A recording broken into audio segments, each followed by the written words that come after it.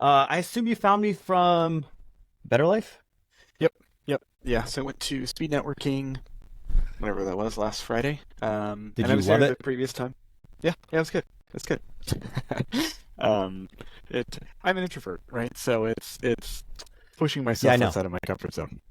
Yeah, I can tell. Tell me about that. I'm so curious now. I mean, Tribe Talk is definitely, I'm there. I'm the most extroverted person that's ever existed, and I want to be able to give it to introverts, and I know that it's hard. So, like, love to hear your thoughts about it. Yeah, just like in general, or like how it's I going, don't know. You went to or it twice. You obviously I can yeah, like feel the tension in and when you describe it, you're like, it's hard. yeah, yeah. It Yeah, no, I don't know. It's good. So, I mean, I am new on my real estate journey. Want to grow, but haven't done anything yet. And kind of what I thought is like, okay, networking is really going to be my biggest and probably quickest path to finding deals. So some of that is like, all right, I'm going to go to networking events and push myself outside of my comfort zone so that I can do networking. But in terms of that, like, yeah, it's been good. I'm meeting people.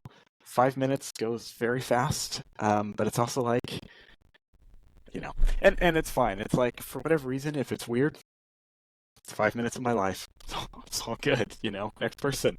Um, and it really hasn't been. There's been maybe like one or two that's like, well, that was kind of a weird encounter, but other than that, it's been really good.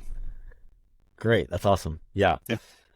Yeah. It's my favorite thing I've done inside the tribe so far. I think yeah, I don't know. I love it. I'm sort of built for it because I'm like, oh, it's weird. I'm like, oh, Oh, weird. weird's interesting. It doesn't like, it's not a negative to me. I'm like, oh, look at this weirdo. And then sometimes you meet people that are great and you're like, look at this person's great too, like just in a different way. Yeah. Yeah. um so yeah, tell me, how'd you get here? How did you get to Better Life? Like, tell me who you are and what you're trying to be. Yeah. Yeah. So, I mean, came to Better Life through Brandon, of course, but really like his social media, right? So just I think I saw it come through last year, or he opens it up every couple months, and so it's like, okay, well, that'd probably be good. Just being really held accountable. I'm not totally ready for it a couple months ago, so I joined in January. With that group, and he posted it. He had his goal setting thing. It was like, all right, I think like, I'm ready for this. Let's make it happen. I know he's now just closed it now. You have to have done real estate deals to be implemented. So, I've got to earn my keep, right? But that's the plan. I mean, so far it's been really good. Just being held accountable to goals and moving forward. And so again, nothing done yet, but I feel like I've met some people. So looking for flips. I'm based in Raleigh, North Carolina, looking to invest in that area, kind of the greater Raleigh area. Um, and so yeah, so my current strategy right now is just meet and talk with as many wholesalers as I can, real estate agents, that sort of thing. Then I still need to kind of like secure lending from private money lenders or hard money lenders, and then contractors as well to kind of like get the whole thing going. But I feel like I've now started to network with wholesalers, so I'm starting to see leads, and then next steps is continue to build that, but then also like, okay, get myself in a position that I can then move on a deal quickly.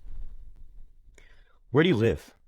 Raleigh, North Carolina, so Wake Oh, Forest technically, just outside of Raleigh. okay. Everything I own is in Fayetteville. Oh, okay, really? Yeah, dude, the path works. The path you're on works. It's like, oh, meet people, they have the money, they have the deals. It's just it's just a little bit of time. Yeah. Yeah, So easy. Are okay, you part of the any of the private WhatsApp groups in Better Life? what's I don't I don't think so. There's like a Raising Private Capital group. There's a couple other ones. Okay, that's good to know. I'll send you I'll try to send you a link. Yeah, that'd be great. Um, yeah, yeah. I mean, do you go to any local meetups, I do. So I've been trying for about once a week or so, and that's been, or maybe three times a month. bro? That puts you ahead of that puts you ahead of like so many people that I talk to, and they're like, well, especially introverts, dude, who are like, I know I need to talk to people, but I don't want to. So there's like a weird thing. I mean, this is a human being thing, right? People say they know like the keys to success, but then they don't actually want to do them. But they think that knowing them makes any different. So the fact that you're going to meetups, I'm like, it literally is a matter of time. It just takes longer than you think. It's kind of like the gym. You're like, I went to the gym 6 days a week for 3 months, and I'm still out of shape. And I'm like, it just takes longer than you think. Okay. Okay. Yeah, Fair enough. it works. Fair enough. It just takes longer than you think. And then when you get momentum, the thing about it is it's not linear. So like once you get one deal, you're like, oh, okay, okay. And then, God, dude, the world is a crazy place. You just don't know who you're going to meet. And they're like, I have a 20 portfolio house, 20 house portfolio that I need to get rid of. Can you just like take it over? And you're like, yes. Sure. And by the time you get to that point, you're like, you're just more confident. You have the skill. You know what I mean? Like you just don't know where something will go. And you're like, once you have a little bit of that confidence, you know some people, they know and like you, and then you have a little bit more like resources, and you have people that you can call on, and then some opportunity falls in your lap, and then you go from like nothing, one deal, 5 deals, 20 deals, 100 units. You're just like, I had no idea it's just it's a non-linear thing. So if you're going to meetups, you're talking to people, you kind of know what you want to do, and you're just telling people that. It literally is just a matter of time. Okay. Okay. That's helpful. That's good to know. You know, Yeah. and I was thinking originally like, maybe I'll do more of the direct mail, a little more hands off. But it's like that takes time too, right? I mean, it all takes time. It's kind of like, okay, I think I want to do that at some point as I scale, but it seems like talking to wholesalers and that sort of thing might be a quicker path, just because it's like, well, they are actively already marketing. So that's my thought, anyways. And I'm sure it's one of those things. It's just any path works. Just stick to it. Yeah, I missed out on a lot of deals because I don't want to be a wholesaler. So like Yeah. they have all the deals. And so sometimes, and then you have to compete against people who are willing to lose money to buy deals. So you get in a weird quagmire. So it's like, oh, if I wanted the real deals, I could go to be a wholesaler. And it's like, yes, but I don't want to be a wholesaler. Right. So you get this, you're like, okay, you're going to pay a price either way. Sure. Yeah. Yeah. So you either pay the price premium for not being a wholesaler, or you pay well, now I have to be something that I don't want to do. That's always that's always more expensive. Right. Yeah. Doing something you don't want to do is always more expensive. And wholesalers, like that's a fucking sales job, dude. And if you're an introvert, I'm an extrovert. I don't even want to be a full-time sales job. I'm like, that sounds tedious. Right. Right. Yeah. Yeah. Yeah. And some of it's time. I'm still working. I do software development. So then it's just just all the time to get through it. But it's like, yeah, I'll pay the premium. Maybe take less money up front. You bring me the lead. We'll go close on it and call it good. And you'll get confidence, which is worth so much, because then you're like, oh, okay, now I have a deal. Now I know how to do it. Now it makes money. Okay, can I get another one? Okay, this is easier than I thought. How can I, like scale it up? And then also there's a weird thing that happens once you are seen as somebody who closes, they bring you way more deals. So right now the wholesalers are they're like, you get kind of last of the list because the guy they know will just write the check easily is going to come first. Yeah. So then you kind of get scraps. And then when you close on one, they're like, okay, well, now I'll bring it to you. Instead of last, I'll bring it to you second. And then when you close on more, they're like, I'll bring it to you first. And then you're like, hey, I bought 5 deals this month. Can I start getting smaller? Can we start paying you smaller commissions? Because I'll make your life easier. It's how do I explain this? Like capitalism, people don't understand this. Capitalism is winner takes most. Yeah. And so the more you do, the more you're able to do and go faster and buy more. It's just, you have more resources, and then you have more people, then people know you're a closer. Then they bring you easier deals and they pay less margin. They ask for less margins. It just it just compounds in momentum. Yeah. Okay. Cool. So one I guess really had a couple questions for you. So I'm going to the Better Life Summit in May. So Smart decision. And so as I'm new experience, and maybe by May we'll have something. Maybe we won't. We'll see.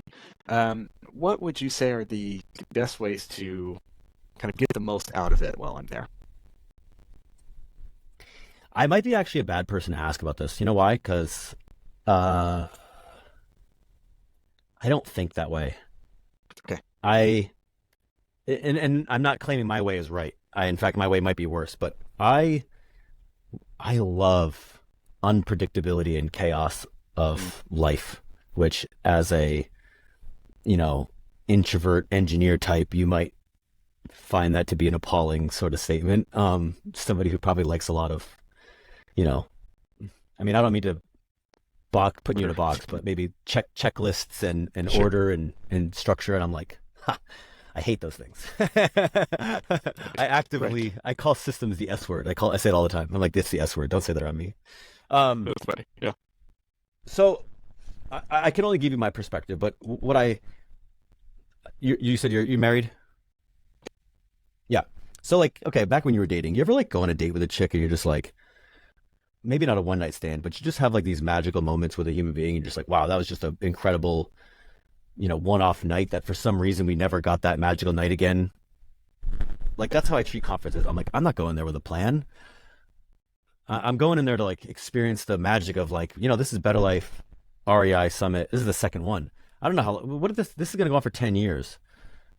So like, there's a magic in just like not going there with the structure, but going there with like, dude, Better Life could be bigger than Bigger Pockets. This could be like a movement, and Okay. so I'm happy to be part of it and experience it.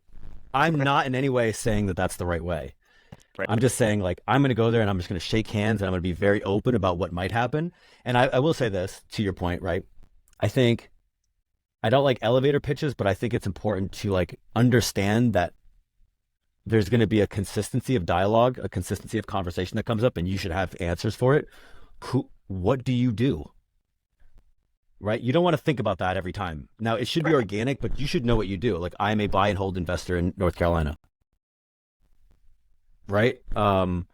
Like maybe how can you help somebody? Like what are you good at? What could you offer to somebody? I don't know what that is. You're a tech guy. I mean, maybe you have a side hustle or a hobby or something like that that's like useful to other people. But like, you know, hey, I do this thing. Like here's how I can help. Um, so having a little bit of that sort of dialogue as ammunition, right? Like you're gonna want to be. I already know you want to meet people who are you want to meet wholesalers in North Carolina. So like sort of having your gun loaded with ammunition, like certain ammunition ready to go, that will be helpful because then when you meet somebody and they're like, "Hey, I can't help you and you can't help me and we don't really seem to be vibing," like we can exit this conversation sooner.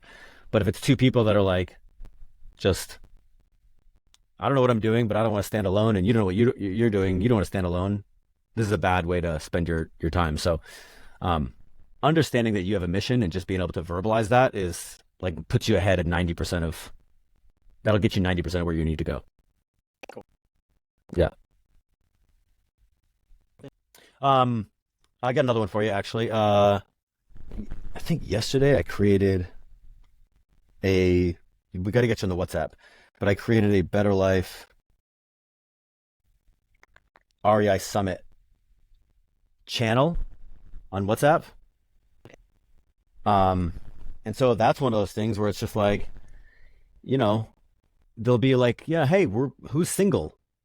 Meet all the single people over here. Who's raising money? We'll have we'll meet up for dinner on Tuesday. Or who's who lives all the North Carolina people I want to meet. Like being able to dialogue with people who are going before you get there is a huge benefit. Also, here I'll give you my number one introvert centric tip for these events because have you been to any conferences like this before? No. No. Okay, it's going to be overwhelming, right? Because there's going to be hundreds and hundreds and hundreds of people there. It's going to be big and loud, and there's going to be people like me walking around very confidently, shaking hands, and you're going to be like, that seems daunting. So to avoid all of that, what you don't want to do, the mistake that what I don't want to, I don't say mistake. What I don't want to see happen is you get into a room, you don't know anybody, and you end up standing by yourself, or you just like stand next to somebody that's also like unsure, and then you kind of get what you get. So the more people that you can talk to before you get there online and just be like, oh, here's 100 people that are going, and you're like, hey, my name's Parker. All I want to do is like, I just want to shake your hand, so I'm not standing alone. Like Yep. those sort of things will give you a lot of confidence because then when you walk in, you're like, Alex is there. And I'm like, yo, bro, what's up? Give me a hug, right? We can chit chat for a little bit. And I'm like, look, I got to move because I'm always bouncing around, but like, you need to talk to this person. Those sort of prearranged handshakes will make you much more confident and they'll make things much more fluid. Got it. Got it. Okay. Okay. And that's just like maybe make a post in Circle there or in WhatsApp. Yeah. I mean, honestly, I try to tell people like take all of the like fear out of it, and it's like all you have to do is go to these people, this community, and just say because I talk about this with like other even for like meetups, and all you have to do is say I just want people's hands to shake so I don't have to stand around alone. Now, maybe you wouldn't word it that way, but like that's the gist. You don't need to make the right friends. You don't need to. You just need to be like, hey, I'm gonna be there, and I want to shake as many people's hands as I can, or as I can stand, because I know you're gonna need a recharge time. But like, that's it. Just shake hands, and then you'll know when you're like, oh, this person's cool, but we have no business together, or this person's not that cool, and I don't want to spend time with them. So just finding out that vibe of like, hey, I want to have a lot of hands to shake. I don't want to stand around alone. It doesn't all have to be mega super productive because relationships are honestly a weird thing about conferences, and this is like a hard. It's not year one that the relationships form. It's like when you come on the third year in a row, and then you notice that there's only like 10% of that population that show up every year, and you're like, oh, these are the committed people. Yeah. And then they see that you're committed, and then they're like, let's do some business together. I see you every year. We might as well do some business together. And that's when things really happen. Yeah. Yeah. Which I saw your post about. What was it in Montana or something? That was cool. Oh, Maryland? Maryland. Yeah. Yeah. Yeah. In M State. One of those, one in M State. Yeah, yeah. Yeah. Cool. Cool. Let's see. Some other stuff. Okay. Okay. So one thing, just kind of real estate related, and this may be a Brandon thing and not you, but he kind of says, make offers, like just get in the habit of making offers on things. Mm-hmm. I'm sure some of that's like wholesalers, like whatever, but sometimes it seems like MLS, like that sort of thing. And I get that sometimes it's just a habit thing. So it's like you run the numbers. Here's the price that it would work at.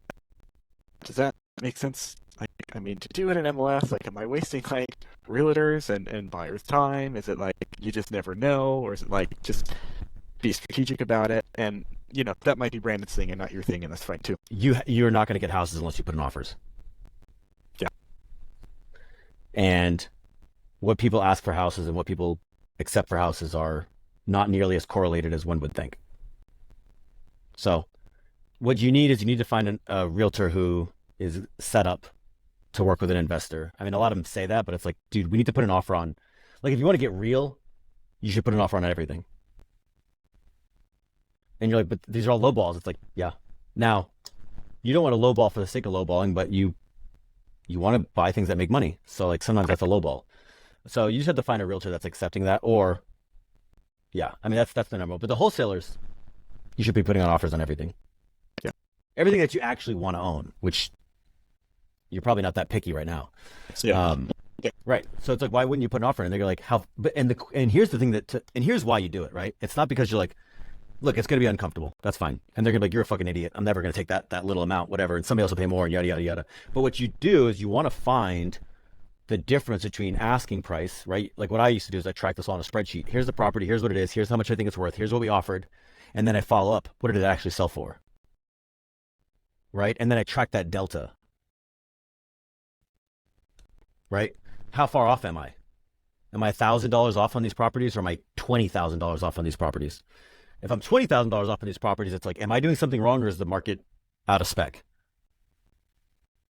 And if it's $1,000 off, then it's like, man, can I just go to the next property and add, $1,500 or $1,000 and start getting properties? So that would like help me understand how far off my offer was from what things were actually being accepted at. But if you don't make an offer, like, you don't know how far off you are.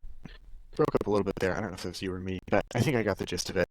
And it's, just track the difference between it all, and then what is it like? Start to hone in on like the wholesalers that have it, or will do that price, or like who's consistently over. Was that kind of what you were saying? Yeah, you Yeah. So a wholesale comes out and like, hey, this property is 150 grand, and you're like, well, I think it's worth 130. So you offer 130, and then you find out that it went for 140, and so you're like, okay, I was 10 grand off, but so were they.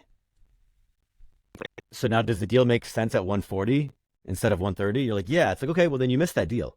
That's okay. But now the next one, you're like, hey, I could have gone a little higher. So it's just like finding out where the sweet spot is between what they ask, which is always all the money, and what you think the deal is worth, which is probably too conservative because when you're new, you're trying to make sure you're trying to make every deal a home run, which they're not. So it's just like finding that like where reality is, and you're not going to find out reality until you actually write a, I'll buy it at this. Now you start off Right. low, and with wholesalers, they're just going to laugh at you, right? I'll buy it at 100 grand. They're like, fuck off. You're like, okay. What about 120? You know what I mean? Like you just gotta like you gotta start too low, and then you put the offers in, and then when you find out that they just laugh you off, you're like, okay, let me inch back to reality now. Got it. Okay. And the other thing is, and here's the deal, dude. Like first deal is going to be your worst deal, most likely. So like, don't try to make a home run on your first deal. Just like it's in a weird way. If you're playing this game for a really long time, which you should, like in a weird way, you can almost lose money on your first deal just to learn. And I say that very hesitantly, but it's like I don't know. If you lost, if you bought a deal that lost $200 a month, you're like, ouch, that hurts. Well, in 5 years, it'll be cash flow positive.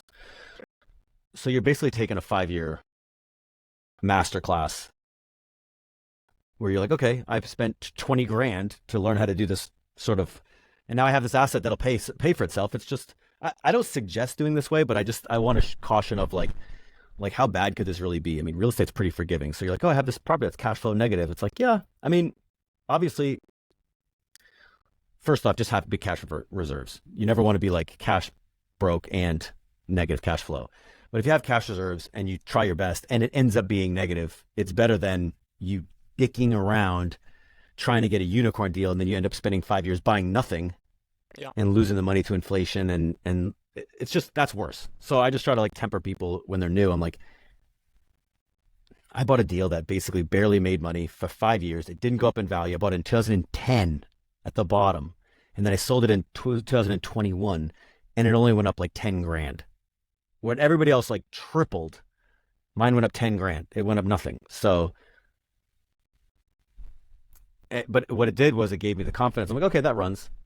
It broke even. It basically broke even for 10 years, but it gave me the confidence to go off and buy the next one. So, and it made me learn. I'm like, okay, not condos.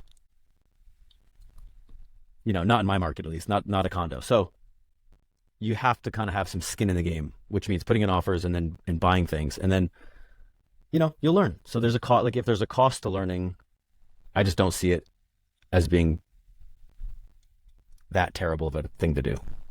Right. Right. Okay. Okay. That's helpful. All right. Time here. So Anything that's been else helpful. that I can be No. useful to No. you for? No. Super helpful, and yeah, appreciate the time. Dude, super appreciate you. We're gonna try to add more times to Tribe Talk. Um, but I hope to see you at the next one. And I'll see you in Denver. Yeah. I think, pretty sure. Okay. Yeah. And yeah, we'll stay in touch. I'm around. Okay. Yeah. All right. Sounds good.